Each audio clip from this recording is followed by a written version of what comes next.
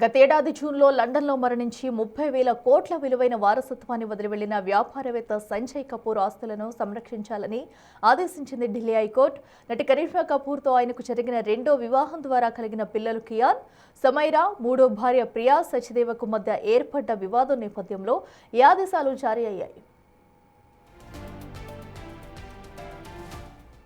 సంజయ్ కపూర్ పేరిట ఉన్న వీలునామాను ప్రియా కపూర్ ఫోర్జరీ చేశారని, అలాగే ఆస్తుల అసంపూర్ణ జాబితాను దాఖలు చేశారని ఆరోపించారు కరిష్మా. పిల్లలైన కియాన్, సమైరా పోలో గుర్రాలు, రోలెక్స్ వాచ్ వంటివి ఆ జాబితాలో చేర్చలేదని అంటారు వారు. అయితే కపూర్ కుటుంబ ఆస్తుల్లో భాగంగా ఉన్న సంజయ్కి చెందిన అనేక ఆస్తులు, విలువైన పెయింటింగులు సైతం ఈ లిస్టులో లేవన్నది వీరి వాదన.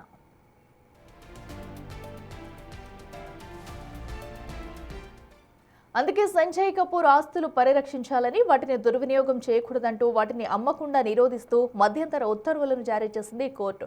అంతేకాదు సంజయ్ బ్యాంకు కార్యకలాపాలను సైతం నిలిపివేసింది. వీలునామాపై ఉన్న అనుమానాలను నివృత్తి చేయాల్సిన బాధ్యత కూడా ప్రియా కపూర్ పైనే ఉందని తేల్చి చెప్పింది కోర్టు. కరిష్మా కపూర్ పిల్లలు ఇప్పటికే ప్రాథమికంగా కేసును ప్రూవ్ చేశారని, ఒకవేళ ఎలాంటి చర్య తీసుకోకుండా ఆ తర్వాత వీలునామా నకిలీదని తేలితే అది మరో నేరంగా మారుతుందని కూడా కోర్టు స్పష్టం చేసింది.